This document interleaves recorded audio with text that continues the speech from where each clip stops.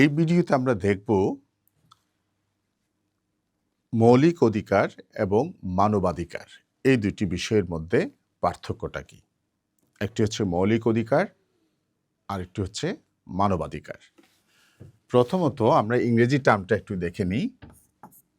Fundamental rights,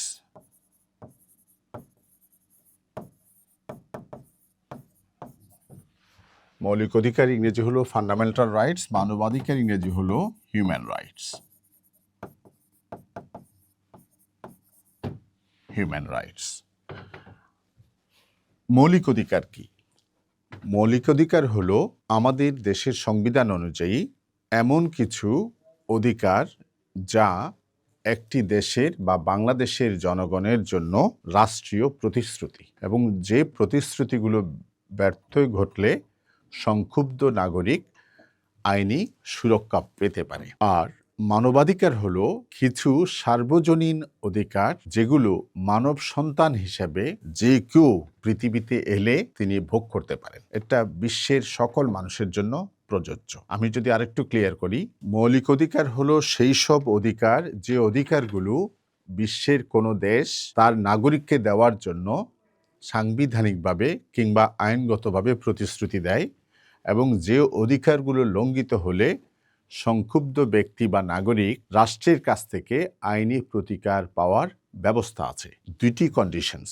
একটা condition হলো সাংবিধানিক বা আইনগত অঙ্গীকার, 2 নম্বর শর্ত হলো আইনি সুরক্ষা বা আইনি প্রতিকারের ব্যবস্থা, অর্থাৎ মৌলিক অধিকারগুলো বলবৎকরণের ব্যবস্থা থাকা। এটি হচ্ছে মৌলিক অধিকার। যেমন মত প্রকাশের স্বাধীনতা আমাদের একটি মৌলিক অধিকার, যেমন সংবাদপত্রের স্বাধীনতা আমাদের একটি মৌলিক অধিকার, আইনের দৃষ্টিতে সমতা আমাদের একটি মৌলিক অধিকার, নারী পুরুষের সমান অধিকার আমাদের একটি মৌলিক অধিকার। পক্ষান্তরে মানবাধিকার হলো এমন সব অধিকার যেগুলো পৃথিবীর সকল দেশের সকল মানুষ, সকল বর্ণের মানুষ, ধর্মের মানুষ ভোগ করতে পারে। তার জন্ম যেখানে হোক না কেন মানব সন্তান হলেই হবে। আমাদের সংবিধানে মৌলিক মানবাধিকারের কথা বলা হয়েছে অনুচ্ছেদ 11-তে, গণতন্ত্র ও মৌলিক মানবাধিকার। এটি হচ্ছে সংবিধানের 2য় বিভাগে আছে, মূলনীতিতে আছে, অনুচ্ছেদ 8 এবং অনুচ্ছেদ 11। আমাদের সংবিধানে মৌলিক অধিকার আছে সংবিধানের 3য় বিভাগে,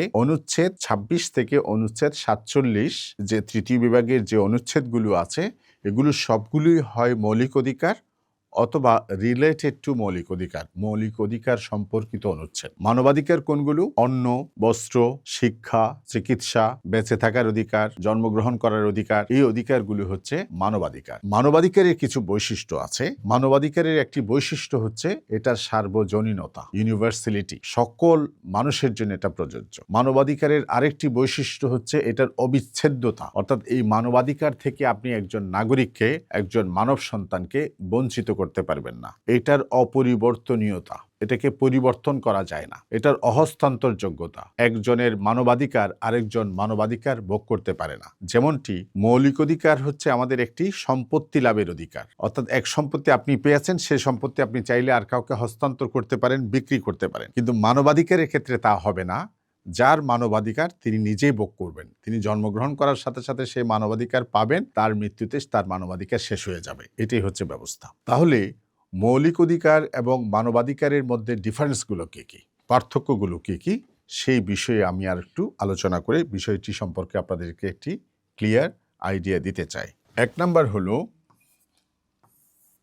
মৌলিক অধিকার হলো কোনো দেশের সংবিধানে বা আইনে উল্লেখ থাকে, কমিটমেন্ট করা থাকে, এবং যে অধিকারগুলো দিতে রাষ্ট্র বাধ্য। কিন্তু মৌলিক অধিকারের উৎস সংবিধান নাও হতে পারে। আমাদের সংবিধানে অনুচ্ছেদ 11-তে মৌলিক মানবাধিকারের কথা বলা হয়েছে, কিন্তু পৃথিবীর সকল দেশের সংবিধানে মানবাধিকারের উল্লেখ নেই। মৌলিক অধিকারের উৎস হচ্ছে সংবিধান বা আইন, কিন্তু মানবাধিকারের উৎস সংবিধান বা আইন নাও হতে পারে। এটির উৎস হতে পারে বিশ্বের মানুষের সকলের একটি কনসেনসাস ফিলিংস, অনুভূতি, যেটা আমরা 1948-এ দেখেছি সার্বজনীন মানবাধিকার ঘোষণায়। অর্থাৎ মৌলিক অধিকারগুলোর সোর্স হচ্ছে সংবিধান, মানবাধিকারের সোর্স হচ্ছে জাতিসংঘের 1948 সালের ঘোষিত মানবাধিকার সনদ। 1। 2 নম্বর হচ্ছে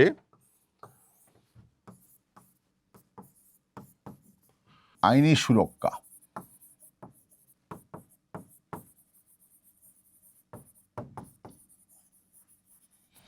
আইনি সুরক্ষার ক্ষেত্রে মৌলিক অধিকার আপনাকে দিতে আপনার রাষ্ট্র বাধ্য।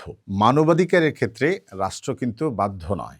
মানবাধিকার প্রদানের চেষ্টা করবে রাষ্ট্র, আপনার মানবাধিকার নিশ্চিত করার চেষ্টা করবে রাষ্ট্র, কিন্তু মৌলিক অধিকারের সুরক্ষা আইনি কাঠামোর মধ্যে সরকার বা রাষ্ট্র বাধ্য। তার মানে একটা সোর্স হচ্ছে কি, আমরা দেখেছি সংবিধান বা আইন, আরেকটি সোর্স হচ্ছে জাতিসংঘের সার্বজনীন মানবাধিকার ঘোষণা। মৌলিক অধিকারের ক্ষেত্রে আইনি সুরক্ষা আছে, মানবাধিকারের ক্ষেত্রে আইনি সুরক্ষা দেওয়ার চেষ্টা করবে, কিন্তু রাষ্ট্রের কাছে বা সরকারের কাছে মানবাধিকার প্রতিপালন করাটার কোনো বাধ্যবাধকতা আরোপ করা হয়নি। আমরা দুটি মৌলিক অধিকার দেখলাম। 3 নম্বর হলো অবস্থান। এটাকে আমরা এভাবে ব্যাখ্যা করতে পারি, 3 নম্বর অবস্থানের ক্ষেত্রে আমরা এভাবে বলতে পারি, সকল মৌলিক অধিকারই মানবাধিকার, কিন্তু সকল মানবাধিকার মৌলিক অধিকার নয়। বিষয়টাকে এভাবে ব্যাখ্যা করা যেতে পারে, 1948 সালের যে সার্বজনীন মানবাধিকার ঘোষণা আছে সেখানে আমরা 30টি মানবাধিকার পাই। আমি আবারও বলছি, 30টি মানবাধিকার পাই। আমাদের সংবিধানের মৌলিক অধিকার হচ্ছে 18টি। দ্যাট মিনস মানবাধিকারের সেই অধিকারগুলো মৌলিক অধিকার যেগুলো কোনো দেশের সংবিধানে অথবা আইনে আছে, সুরক্ষা দেওয়া হয়েছে। আর সকল মানবাধিকার কিন্তু মৌলিক অধিকার নয়।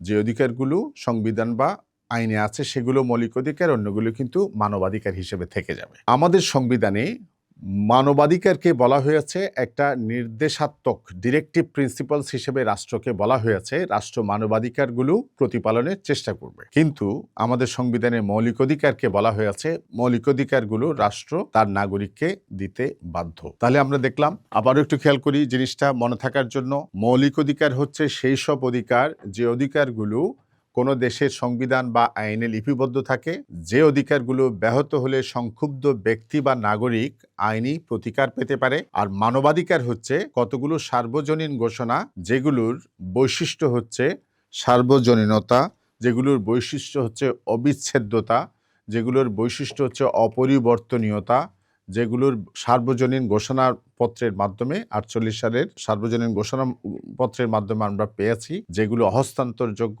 সেগুলো হচ্ছে মানবাধিকার। মানবাধিকার হচ্ছে যে পৃথিবীর সকল দেশের সকল মানুষের জন্য, সকল বর্ণের, সকল ধর্মের, সকল জাতির মানুষের জন্য প্রযোজ্য।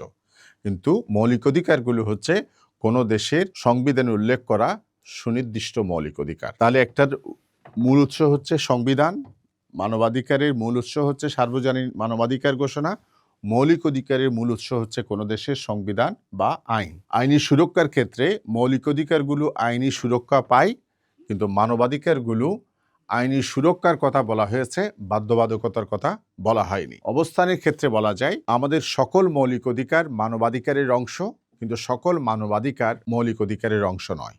সেই সব অধিকারই মৌলিক অধিকারের অংশ যে অধিকারগুলো কোনো দেশের সংবিধান বা আইন তার রাষ্ট্রের নাগরিকের জন্য আবশ্যকীয়ভাবে কমিটমেন্ট করেছে। আশা করি বুঝতে পেরেছেন। ধন্যবাদ।